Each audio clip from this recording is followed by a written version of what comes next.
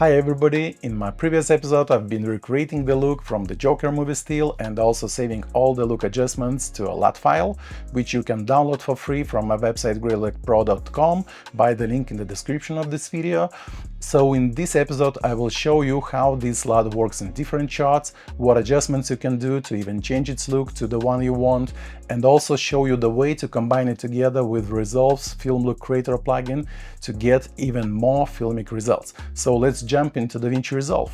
Okay, so this is the final graded shot from the previous episode. The look is applied as the LUT here. I can use this LUT in different shots and get different results, adding some small additional adjustments. Let me show you. For example, this shot is captured with the drone, and what could look most problematic in this situation is that this footage is baked to 8-bit Rec 709 color space already. But the LUT we are going to use is supposed to be added to Davinci wide gamut color space, not after Rec 709 conversion. So it's not a huge problem here, we can still use it and get decent results. The first thing I will need to do here is to create two nodes, add the color space transform effect to the first node, then select my input color space of this footage Rec 709, then input gamma as gamma 2.2 and transform it to Davinci wide gamut, Davinci intermediate. Do not pay attention on an image now, it's in Davinci wide gamut color space. Let's fix it in the second node. Let's copy our node and paste it to the second one, and in this second color space transform node I will swap my settings back to Rec 709 output. That way my first CST node is converting my image to Davinci wide gamut and the second node from Davinci wide gamut to Rec 709. So if I would select both nodes, turn them off and on, you see them are not affecting our image at all. But we have got our Davinci wide gamut color space between them, and this is the place where I will add my LUT. So we'll create the new node, go to my LUTs folder, double click on the LUT and add it to this node. The look it's creating is a bit too saturated for my taste, especially in this warm sky, but the most important thing is that the LUT is not breaking an image.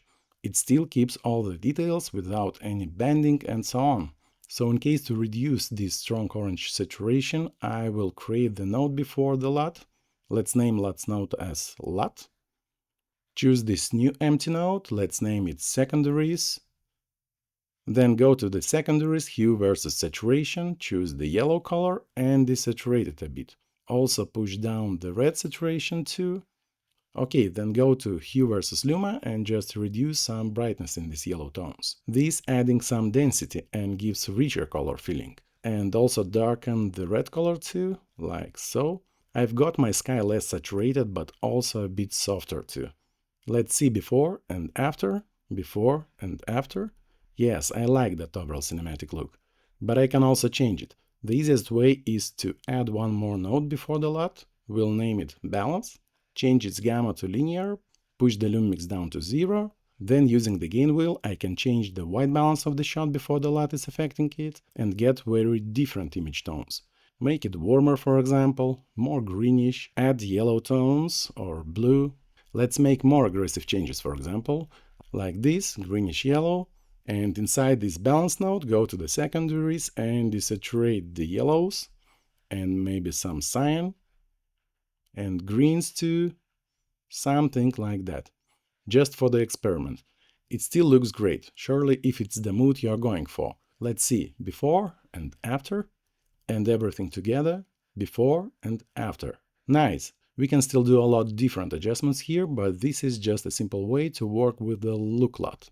Okay, I will delete this additional balance node now. Let's go to the next example. This one is shot on the Panasonic GH5. I have my color space transforms set here already, from Panasonic Block to Davinci wide gamut and CST out from Davinci wide gamut to Rec 709. So let's firstly add the node between CSTs. I want to play with an exposure and contrast of this shot a bit, because it looks too flat for me. Firstly, I'll push down some exposure on my HDR global wheel, because it's the right linear way to control an overall exposure of an image. And then go to my primaries, push my lift a little bit down, like so, and add some highlights back using my gain wheel, something like plus 27, maybe drop down some midtones with gamma, and add back the highlights. Let's push the contrast up.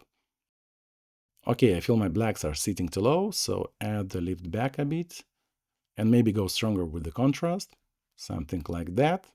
Okay, so I'll create a new node now. While the shot looks pretty good balanced, I'll add the LUT here. Nice. My image is a little bit too warm, so I can do the same as in the previous shot. Create the balance node before the LUT, set gamma to linear and lume mix to 0. And using my gain wheel, cool it down, pushing towards cyan blue tones. I can use the reference image from a previous episode and try to match the look. Something like that. Maybe a bit warmer. Yes, this looks really close. Okay, so let's see the reference and our result. And before the LUT and balance, and after, before and after. Nice. Let's switch to the next example. I have my CSTs preset here too. This one is shot on ARRI, so I convert ARRI log C3 to Davinci Wide Gamut and CST out for Rec 709. As usually, create the node between my CSTs and add the LUT here. Nice, it creates that warm cinematic look here. Let's see before the LUT and after. Let's check it on the full screen, before and after.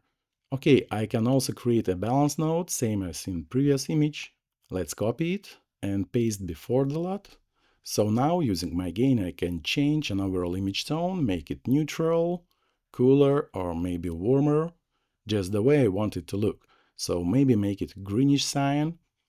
Let's check it with the LUT, before and after, and her skin feels really natural in this environment tone. I like it. So this is the simplest way to affect an image tone when using the look LUT. Okay, reset this balance and go to the last example that I want to show you. I want to make this one more like soft, filmic and less digital than it looks now, but still use the same look LUT. As always, I'll add it between my CSTs inside of Davinci Wide Gamut color space. Let's name it Cine VN. Okay. So the next I want to check my saturation levels using the saturation indicator LUT. I have it in my timeline level. More info about all of my indicator LUTs are in the description of this video, so feel free to check them. They will surely help you to get the most accurate color grading results. So enable the LUT and check what it's indicating here. Let's go back to the clip level, scroll the clip. The green indication is best for the natural skin saturation, but I see the orange-red areas, that means two saturated places, so I'll create the node before my LUT, we'll name it secondaries, go to my hue versus saturation, select the yellow preset to get some dots on my curve, then push down some orange saturation, and also a bit down with my red saturation, just to get rid of that red oversaturated areas on his face. The yellow indication means higher saturation than the green one, but it's okay. The sunlight gives higher saturation of our skin, so I'll leave it like that. Okay, so now let's go back to the timeline level and disable the saturation LUT. Fine, let's maybe disable the other clips by now to have a bigger view. We'll scroll the clip and check how it looks. Nice, I really like this look, but it's a bit too digital, too sharp for my taste. I want to make it even more filmic, softer. But firstly, let's check how the look LUT is affecting an image, before and after. Really nice look. Once again, before and after. So now I will show you the way of how to make it more filmic using Resolve's native Film Look Creator effect. Let's add the new node after my look LUT, add Film Look Creator to it. And the first step I want to do in my look creator is to change the color space I'm working in. I choose Davinci Wide Gamut in my input color space and Davinci Intermediate for my input gamma and the same for my output. So it looks correct now. Let's firstly check what skin bias is doing here. Okay, I don't want it, I will leave it at 0. I do not need this adjustment. I want to make a little softer contrast in my image and make my blacks more like milky soft, so I grab the fade slider and push it slightly up.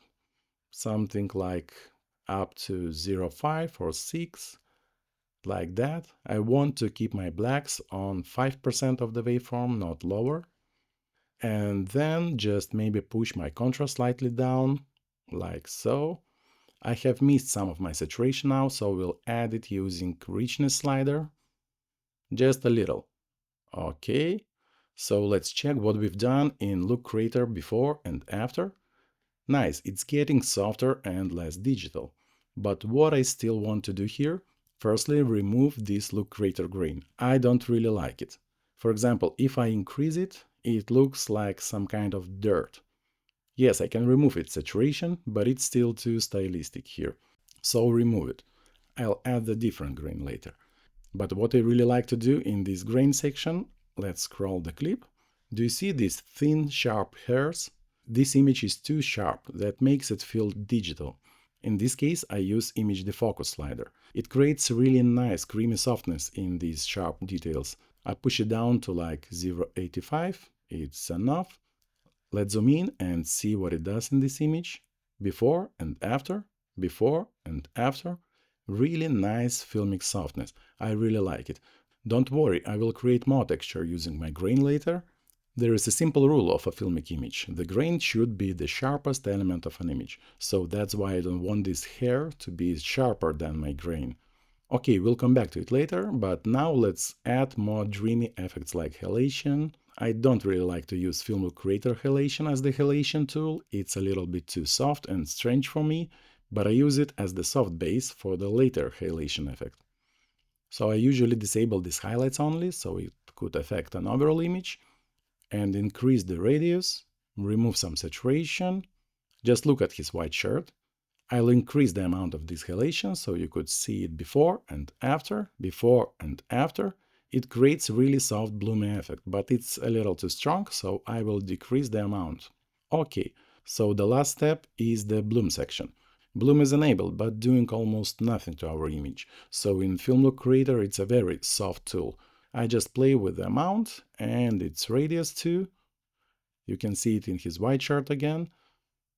Okay, it gives a bit additional softness. Great. Let's see what we've done in our Film Look Creator before and after. As you see, an image became much softer and less contrasty. It has more like a filmic look now, but I would maybe not use this effect 100% of its power. I would decrease it a bit and blend it with our original image, so push its global blend slider down to like 58%. Let's check it on the full screen. Before the Film Look Creator and after. Before and after. Yes, it makes the job well. Okay, and I can also check and play with the different core looks now. By default it was set to cinematic. I can change it, for example, to Rochester. You see, it slightly changes our image. Then check another, Akasaka. It has a bit deeper blues, which I really like. Then check the Elated. It's more like greenish cyan like the one from the Joker. And the last one is Vintage. Nice, I really like them all, but for this image I feel that I mostly like the Rochester. And we can check it before and after now. It's not a big changes here, but it works great together with our LUT, which is creating the main look. These Film Look Creator adjustments make the final result much more filmic and pleasant. Great, let's name this node as Look Creator. So for the last step, I will use Dehancer's grain as the last node after my CST out.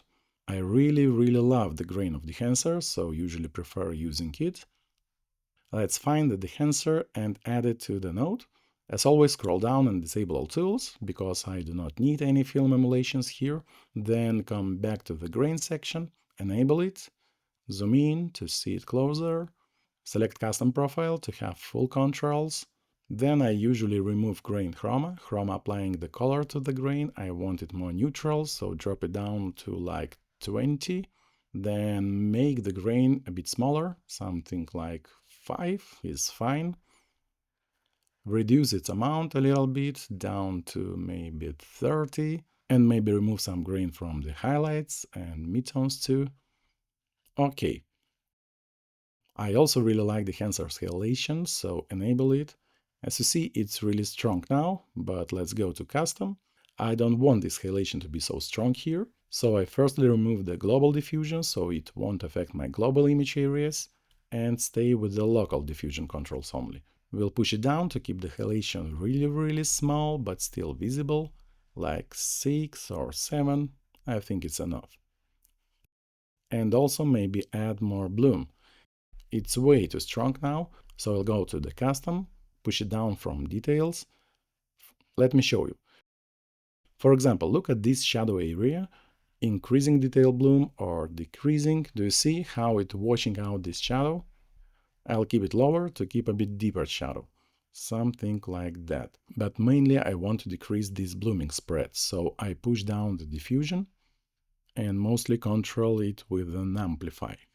We'll keep it like maybe 56 here. Then go to the Dehancer's quality and change it from normal to high. It could slow down the computer, so I usually do it before the render. So let's check what Dehancer does here on the full screen. Before and after. Before and after. And together with the look creator and our look LUT, before it looked way too digital, too sharp, and after. Really soft, filmic and interesting look. And we still have enough sharpness and texture. Before and after, before and after.